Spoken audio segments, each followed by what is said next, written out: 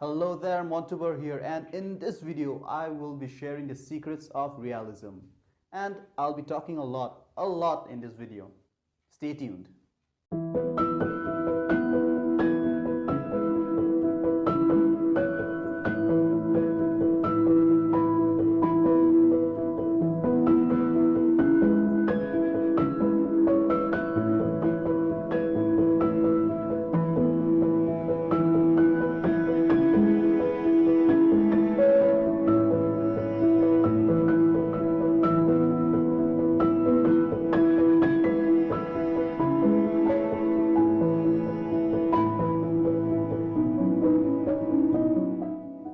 In the last video, I made a portrait, very simple. I did not even stress about or even talk about what are chroma, values or tones. These are the factors which determine reality in a painting or in a picture. Now you must be wondering, what are chroma, what are values, what are tones? Chroma are the colors red, blue, green, yellow. Tones, how bright or how dark an object is in the whole frame of the picture. When we talk about values, this is something little different. We have to consider a frame, a picture, in which I will consider an object. How much that object is gray with respect to the whole painting. That is value. These are important factors which will determine reality, which I will be talking about in detail as I go about painting in my video. I will try to choose a subject that will cover the aspects of chroma, tones and values. For this, I will be heading down to Golflink, a very popular place in Shillong, my hometown. Let's go. This is Golflink, golf course of Shillong in Meghalaya. People come here for long walks, yoga, study, romance and many other activities besides golf, of course. Picnic is not allowed here.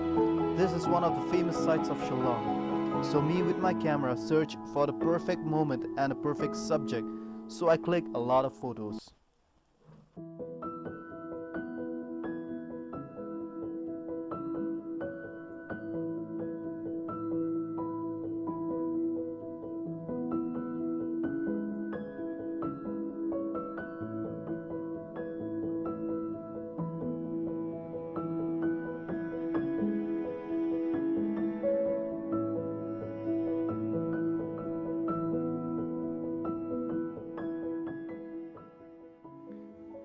So I come across this beautiful subject, two women street vendors making conversation, relaxed, basking in the evening sun, the sunlight falling over them, fascinated me so much I had to capture it in my painting.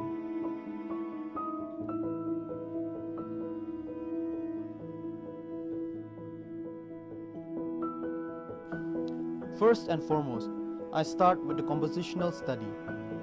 In this study, I draw small gestural figures to understand the tones and the position of my subject on the frame. As I have explained earlier, tones are grayscale of an object, black and white versions of a picture, a monochrome. So here, I'm adjusting and understanding how my tones will work out in my actual painting. I don't spend much time in these drawings. 5 to 10 minutes per sketch is all that is required. Compositional study saves a lot of time required in adjusting the positions or tones in the actual painting. It is like a plan carried out before the actual execution.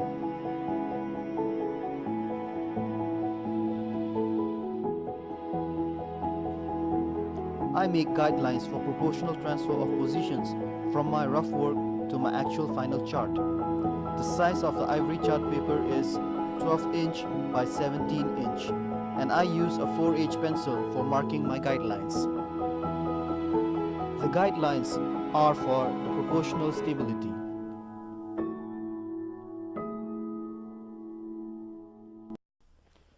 Once the lines are set, I start drawing the edges or the outline of the picture to be painted.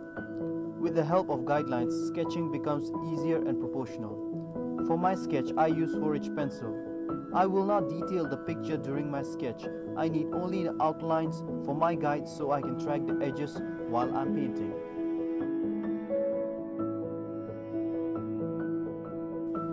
The drawing that I'm making may not be visible that much, and that is what I require. Even the pencil that I'm using, which is 4H, does not allow me to make any dark lines. It is meant for making lighter lines.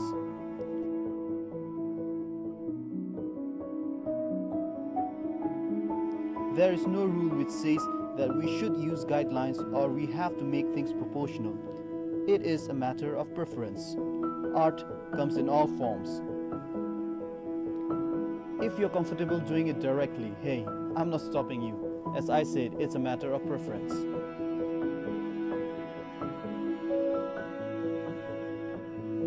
As the sketch is laid, I paint the whole chart paper with diluted acrylic burnt sienna, 1 part paint and 10 parts water. This is priming. Priming with dark colors like burnt sienna or burnt umber helps me to differentiate and judge tones of color to be laid down more accurately. But careful, this is paper, so it may get wet, contracting and expanding the paper.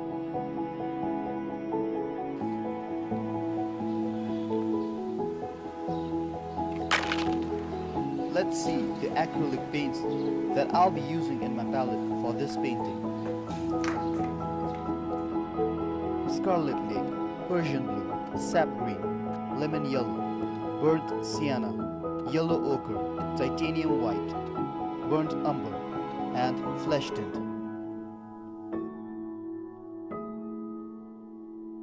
I used a variety of brushes for this painting, but since the chart is relatively small, I mostly use smaller brushes. 4 flat, 1 flat, 2 round, 000 round, 0 flat, 10 flat, and 8 flat. In the frame, I start with the furthest subject. The grasses on the small hill dunes are far here. A combination of burnt sienna, Persian blue, sap green, and titanium white is used for this shadow side of hill dune. Here I decrease the saturation of the color to a tint gray and lighten the tone as the object far from the viewer has less saturation and lighter tone. And the object near to the viewer will have higher saturation and deeper tone. This creates a sense of depth within a 2D frame. This is how tones work, which brings reality to the painting if used correctly. In the far distance, the sun lit the grasses, so I increased the chroma a bit with lemon yellow in the mix of sap green, burnt sienna, and Persian blue, still maintaining the tone of the color.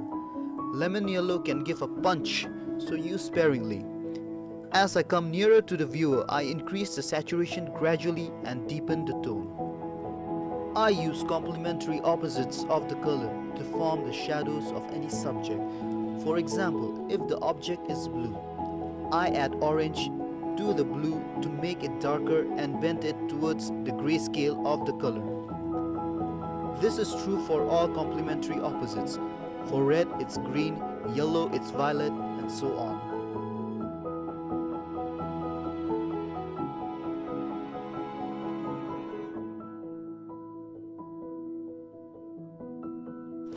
I thought my painting was dark and had to increase the tone and a bit of saturation, so I add a little lemon yellow and titanium white to the previous mix. To get the texture of the grass far off, I used 4 flat brush and gave a series of small vertical strokes, very small vertical strokes in the foreground and a relatively larger vertical strokes in the foreground gradually. I don't need to detail each and every blade of grasses. The viewer will fill in the detail with his imagination. That is the beauty of illusion. This is the magic of painting.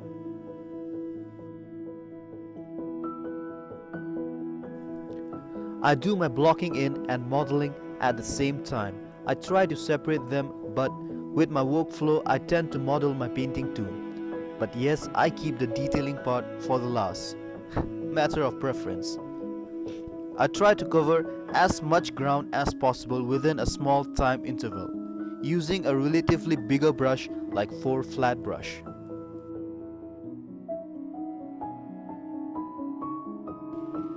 As I said before, tones play an important role in making realistic painting. So I carefully measure the tone. I know that the tones far away are lighter and that near to an observer are deeper. So I darken the tone of the shadow cast by the two street vendors which lay on the foreground. I use sap green, Persian blue and a tint of burnt sienna and titanium white. This creates a dark tone of the shadow cast by the street vendor on the grass.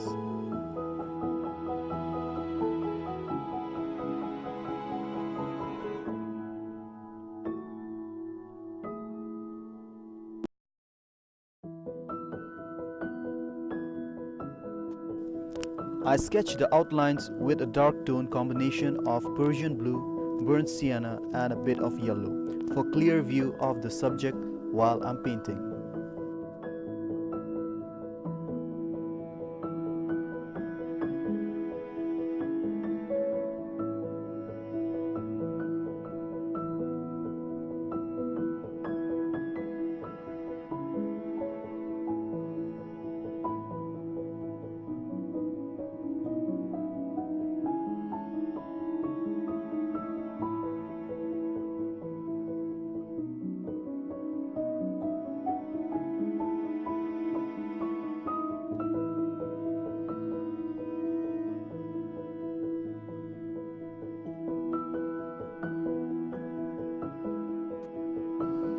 For the skin tone, I use burnt umber and tone it down a bit with Persian blue and titanium white. But the mix is comparatively dark as the evening sun casts a shadow on the opposite end.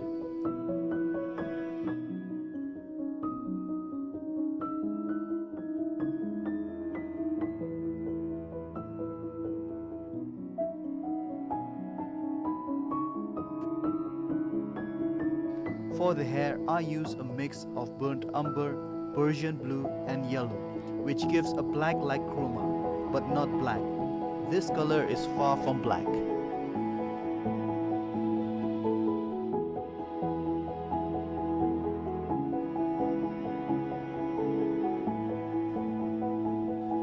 For the feet, I use the same color mix, but for the exposed evening sun on the feet, I mix yellow ochre and white to lighten the tone.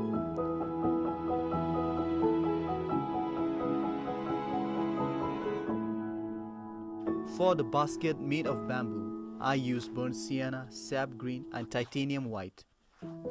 If I need the shadow color of the subject, I can always mix its complementary opposite accordingly.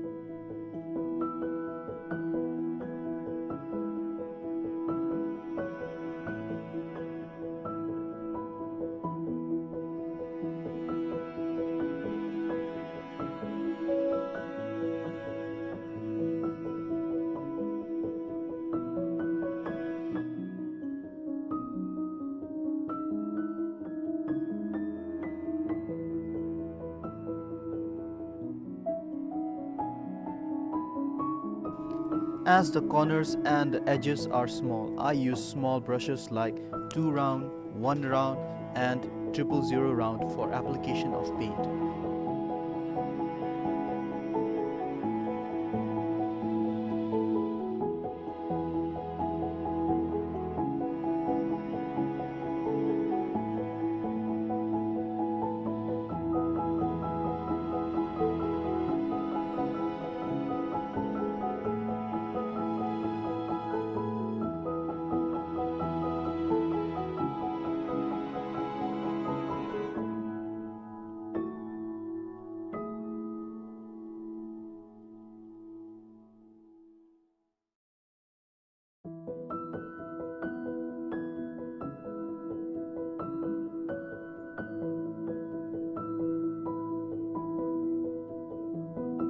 For other objects like clothes, I use its respective color like scarlet red, blue or yellow ochre or green. And for its respective shadows being cast, I add its complementary color. For scarlet red being sap green, yellow ochre being violet mix, and for sap green, scarlet red.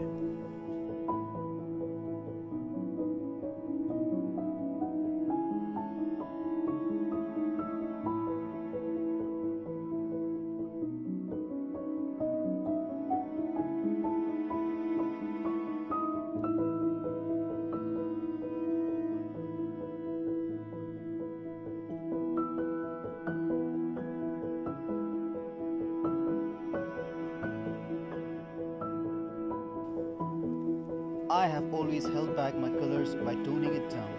I keep in close watch different tones of the color.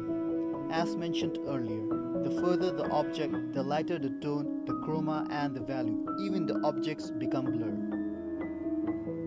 And as we get closer to the observer, the darker the tone, chroma and the value, the clearer the object becomes. In creation of depth, in a painting, keep in check these perspectives and you'll get a sense of reality in a painting. This is the secret.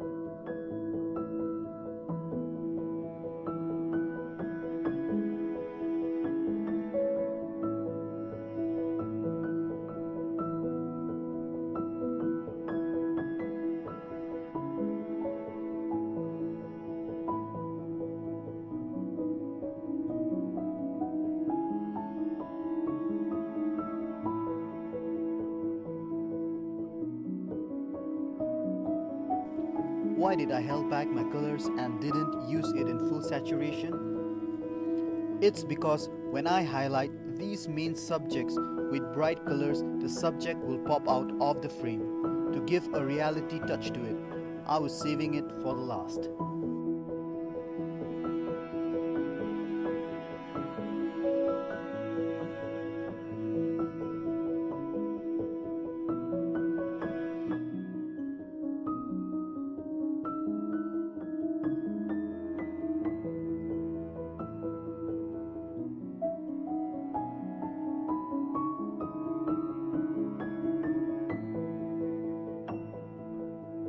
With pure titanium white and a bit of yellow ochre and fleshed in, I highlight the blade of grass in random places. I did not detail each and every grasses, but the mind of the observer fills in the detail, creating an illusion of detailed picture. Did you see how I played with light and shadows, shades and tones and colors to bring reality in the painting? And with the final marks, my painting is complete.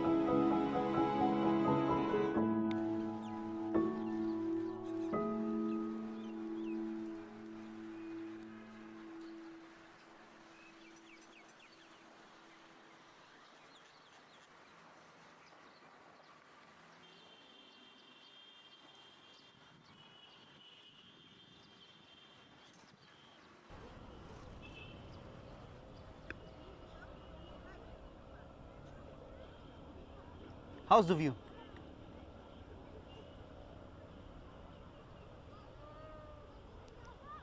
I know. For more videos on painting like this, subscribe to my channel. Ideas and thoughts, comment below. If you like this video, give it a like. Until next time, get creative.